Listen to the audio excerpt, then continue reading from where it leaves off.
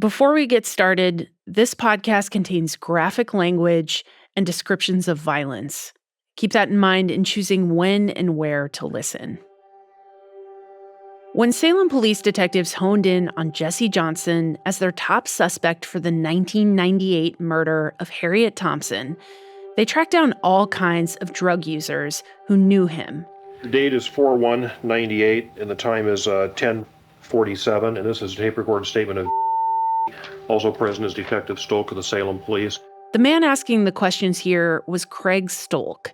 He was one of the detectives who investigated the murder of Harriet Thompson alongside Mike Quakenbush. Okay, and has Jesse come here and visited very often? No, How often do you say he comes here? maybe once every 3 weeks. Stoelk started working for Salem police in the late 1970s. He was known as a cop who took on tough cases. Even though he wasn't lead detective on Thompson's murder, he was doing a lot of interviews. This concerns your knowledge about a girl named Sunny, and how did you meet Sunny? I met her through a friend of mine named Wayne. In Salem, Stoelk was revered for his work. One time, his photo ran on the front page of the local newspaper with an article talking about his work on thousands of child abuse cases. And were you guys involved in the drug scene together? Yeah, we got high together. Okay. Salem, Oregon in the late 1990s was like a lot of places in the country. The modern war on drugs was in its third decade. Stoelk was familiar with the drug world, gave presentations to community groups about children growing up in houses where meth was cooked. Okay, so when you're saying that she would try to get him out there, Probably just to try to get him out of something. So, try to get some dope and not have the money to pay. yeah. Okay, and is that kind of what she did a lot? I've seen it a lot. One report from 1993 described Stoelk as a short, stocky detective who was widely regarded as the department's chief cynic. He saw a lot of objectively terrible things in his career, and those things haunted him. So he wasn't exactly an optimist. Before you ever heard that the police had talked to him, what was he saying about the murder? When it first happened, it was talked about that she was stabbed. This girl was stabbed. Did you hear about the girl on 12th Street that was stabbed there? Aside from taking on hard cases in Salem, one time Stoelk shot a German shepherd named Heidi 3 times while he was chasing a suspect. The dog survived, by the way. A judge found Stoelk was justified in shooting the dog. He was also known as a man with power. For roughly a decade, he served as the president of the Salem Police Union. And if you want to understand power in just about any community, a police union is a great place to start. They negotiate the rules around how police officers work. Police unions also can determine how officers are or are not disciplined. In 1998, Stoelk turned all that experience and power toward Jesse Johnson. Who was he? Where did he hang out? Who did he know? Do you know anything else about this murder that I should know about that I haven't asked you? No, I'm trying to find out more about it myself. Looking at this case so many years later, we knew we had to understand the drug culture in Salem in 1998. That meant knowing more about the people who were using, but also the people who were chasing those people down, especially Detective Stoelk. From Oregon Public Broadcasting, this is Hush. I'm Leah Satilli. This is Episode 3, The Saints of Salem.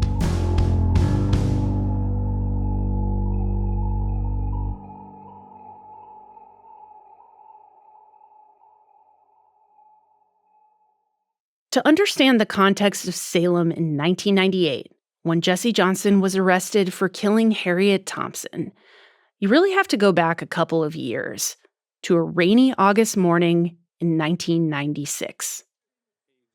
Berto Hernandez was in his 40s then, lived in a house in Salem with several members of his family, including his father, Salvador. He was a fun guy to talk. And he always tried to be like helping people too. You know, when people got to the house, and he liked to cook and say, "Come on, get over here to eat and all those things. He's the kind of person he was. Salvador was a jovial guy, a grandpa. The whole family worked at farms nearby, but everyone was at home that day. They didn't work when it rained. That morning, Salvador was in the kitchen cutting up meat and potatoes for breakfast. People were making coffee. And just after 7 a.m., Berto drove a person he worked with to a nearby convenience store. But when they got back, the place was in chaos. Yellow caution tape, surrounded by police. The Salem Area Interagency Narcotics Team, or the Saints for short, had fanned out across the city. They got the go-ahead to bust into several houses they suspected were a part of a drug ring. The Saints kicked in doors and put 17 people in handcuffs. Almost all of them were Latino. The Hernandez family's front door was unlocked that morning, so the two Saint officers walked in, guns drawn, and within 3 seconds, they'd shot and killed Salvador. They just go and shoot. I mean, in 3 seconds, you think he's gonna go towards to them? No. Second is like 1, 2, 3, set. Later, police said Salvador had confronted them with a 10 3/4-inch knife. I was figured, I know my dad's gonna die drinking because he was alcoholic. So, but he don't die like that. He died because somebody killed him. That morning, Berto returned home to what looked like a war zone. A war zone where only one side was shooting. Like I said, I was not there, and then, but I think they're afraid. They think we drug dealers or whatever, but we're not. They just go on there and start shooting. The Salvador Hernandez shooting was big news in 1996, and in the days after, more and more details came out in the local newspaper. It turned out that Salvador didn't speak English, and he was very hard of hearing. A man who was with him in the kitchen said the officers gave commands in Spanish, but the Saints shot Salvador before anyone could get to the floor. The police came there looking for a man in his 30s. Turns out it was the guy Berto took to the store that morning, who they later arrested for drugs and put in jail for 30 days. In the aftermath, detectives from the Salem PD arrived at the scene. Mike Quakenbush was there, interviewing people in the house, and Craig Stoelk was there taking photos.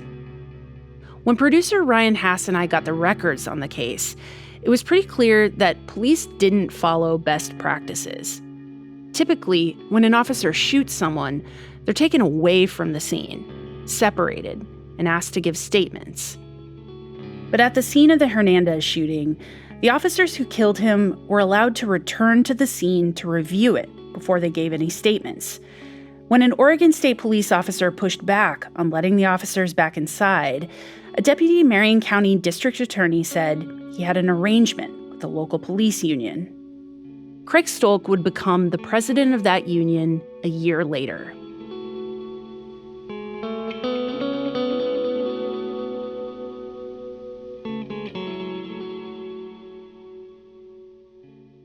The Saints killed Salvador Hernandez on a Friday. And by Wednesday that next week, so 3 business days later, an all-white grand jury cleared the 2 officers and said they were justified in killing him.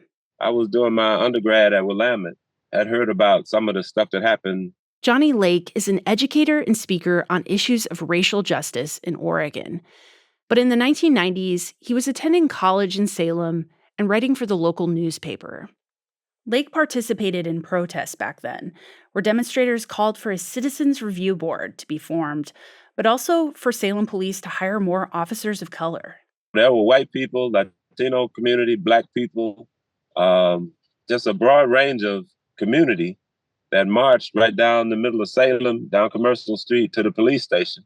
Lake said when the protesters rallied, the police chief refused to meet with them until Salem's mayor got involved and set up a meeting.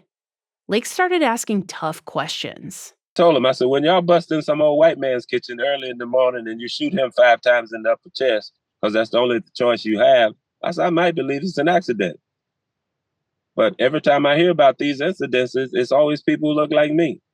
Letters flooded into the local newspaper from readers outraged that anyone would question the police's actions. If they shot someone, the city's majority white residents trusted they had good reason to. In one article, the same deputy DA that let the officers back into the scene of the shooting called the protests, quote, shameful. As Lake spoke out more about issues of racial bias in the local police, white residents started to gripe. One white woman blamed Lake personally for the social strife. She says, if it wasn't people like you who talk about these things so much, we wouldn't have so much problem with them. So I was accused of harassing the Salem police. I said, this little skinny black man from Tennessee couldn't have brought you all the issues that y'all have in this community. In the years afterward, city officials and community members held meetings to discuss the formation of a citizens review board, which would have a say in police oversight. By November 2001, it seemed like plans were pretty well underway for that to come together. There was just one voice of dissent: Detective Craig Stoelk. At a meeting about the Citizens Review Board, he said, quote, philosophically, I do not dispute a Citizens Review Board if it truly builds trust. But what I hear coming out of this group is an attempt to appease the minority community.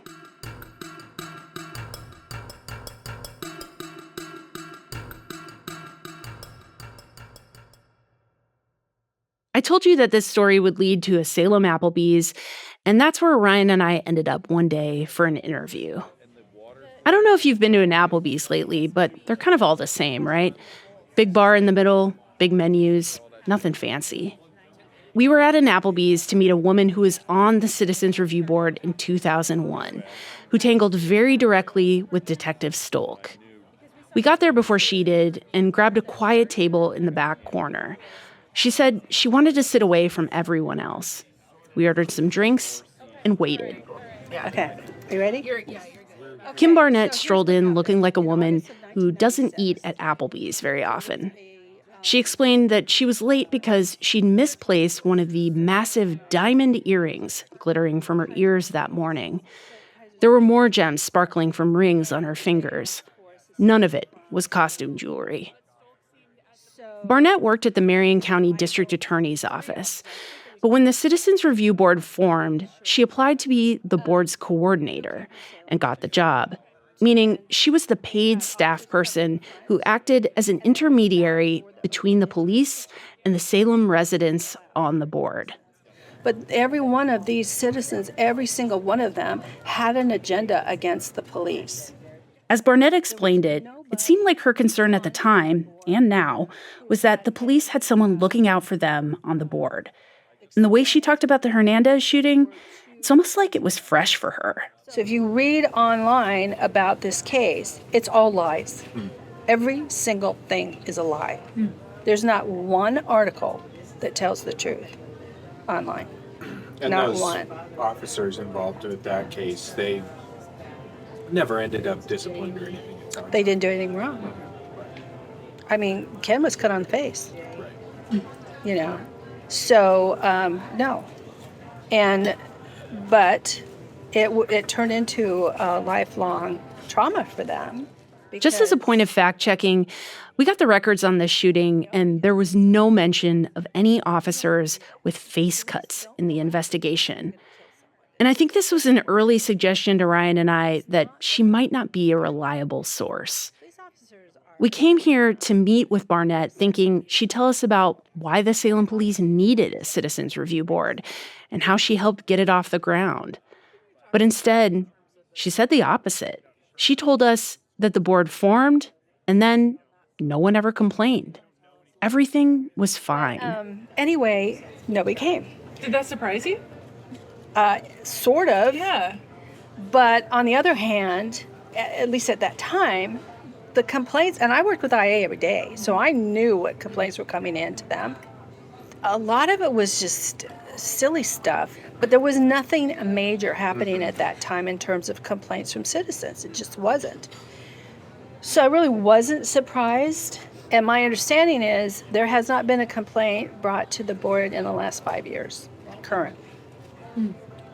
So it's just not a big thing. And Barnett was on the board for 2 years in the aftermath of the Hernandez shooting. And it's pretty clear she agreed with the deputy district attorney, her former boss, that the protests against police were shameful. So then this blew up into a big, it's a racist killing. He's an elderly gentleman. He was 62 years old, and, he worked in the fields. He was a strong guy. And the mayor held a protest where he had people marching from Willamette University to the city hall, marching against his own police department, and ignored all the facts of this case and this situation. And then it blew up. There was no internet then, but it blew up into racist cops, first thing anybody says. There are 2 interesting things we learned during our interview at Applebee's. Well, 3, if you count me choking on a tortilla chip. Don't eat chips when you're doing an interview. The first thing was something that Barnett spilled as we talked, about why this was all so sensitive for her. She is married to one of the Salem police who killed Hernandez, a longtime officer named John Menezes. They weren't married when the shooting happened or when she was on the Citizens Review Board. They got together later. But during our interview, she made her worldview pretty clear. She thinks police who kill people suffer way more than anyone wants to hear. So this turned into a big thing, and the cops were not racist cops. Craig is a racist. Craig Stoelk is a racist cop on the record. Did you catch that? She said the cops in the Hernandez shooting, one being her husband, were not racist. But there was one Salem officer she thinks is racist, Detective Craig Stoelk. That's the other thing we learned. We asked Salem police if they had any records of complaints against Stoelk, or Detective Mike Quakenbush for that matter, and they said no. They don't keep records of complaints against officers after they retire. We went to the district attorney's office and requested their Brady list, essentially a list of officers past and present who've had complaints levied against them. Stoelk and Quakenbush weren't on that list either. So we couldn't back up what Barnett was saying, and it was clear Barnett had beef with Stoelk. In 2008, she sued the city and Detective Stoelk for wrongful termination and lost. When we met, she said she couldn't say much about it. The judge put a gag order on the case. It seemed like she came to meet with us for this reason alone, to say police are wonderful, with the exception of Craig Stoelk. Police don't go out thinking I'm going to kill someone today. It doesn't work that way. People think that. It's not that. They're like, police officers are very sensitive people. I mean, obviously you have exceptions like Craig Stoelk.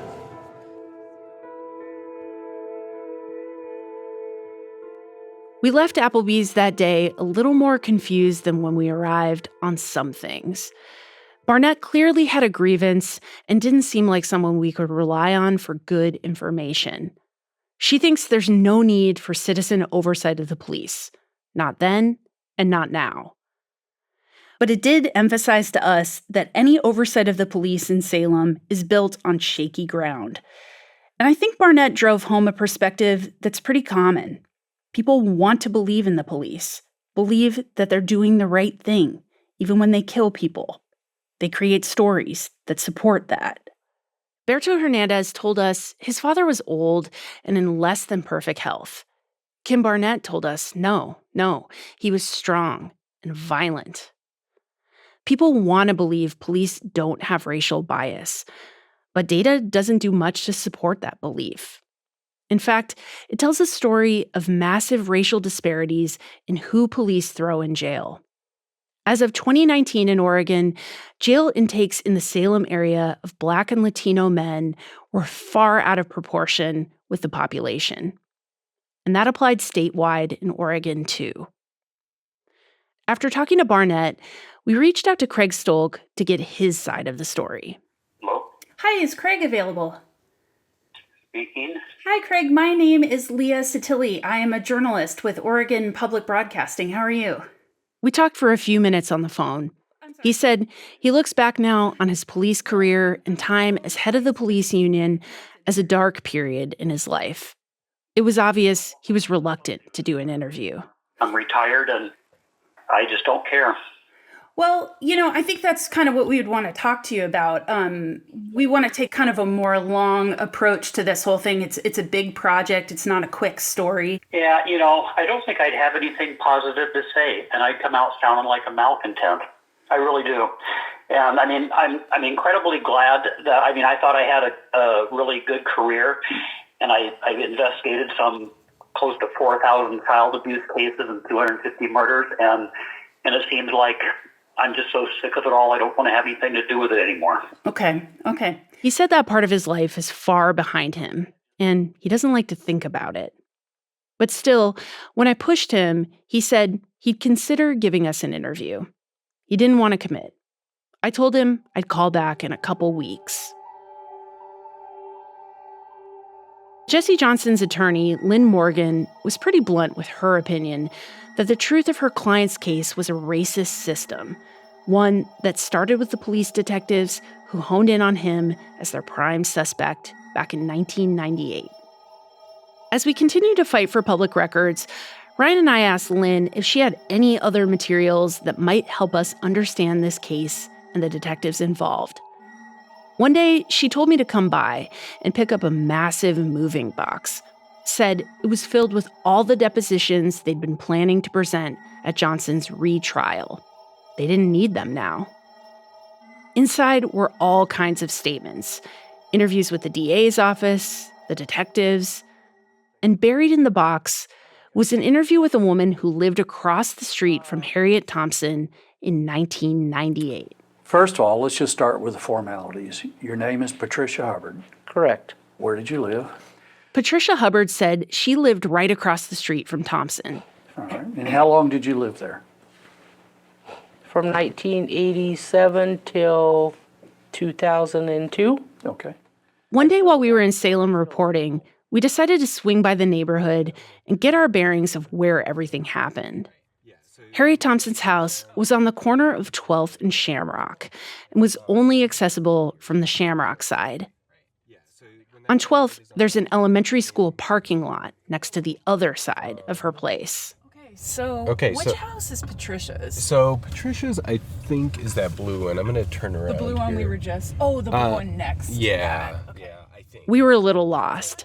And it turns out that parking outside people's houses, pointing at them and taking notes definitely gives off more of a home burglar vibe than intrepid reporter. Well, but she said she saw someone come down. I wonder if it's this one is hers. That's what I'm wondering. These people are looking at us, so maybe. Which ones? They're just standing in their front window. I waved, but they did not wave back. As we sat parked on the street outside, we could see how Hubbard's front patio had a view down the driveway of Thompson's house. I can go so we're not being weirdos in front of people's houses. Let's see if I can get into this parking lot. This is probably a better spot for us. We pulled the car around to the other side, into the school parking lot. Some thick bushes separated the house from the lot. Those were there in 1998, too. So Correct. Harriet's is downstairs, which makes it even more interesting because I think Patricia Hubbard's view from the back of the house is actually the best view of Harriet's apartment. Unless somebody was sitting in this parking lot. Hubbard said she saw something that night back in 1998. Someone. In fact, she told investigators that she spoke to the Salem police about the murder, but that conversation didn't go like she thought it would. So the detective comes to your house and identifies himself as the detective from Salem. Correct. And what did you tell him? What Hubbard had to say would blow this entire case apart. I started telling him what I saw, and he stopped me and he said, "That won't be necessary." And you want me to say what I was told? He said, "That won't be necessary." He said, "A got murdered and a was going to pay for it." That's next time.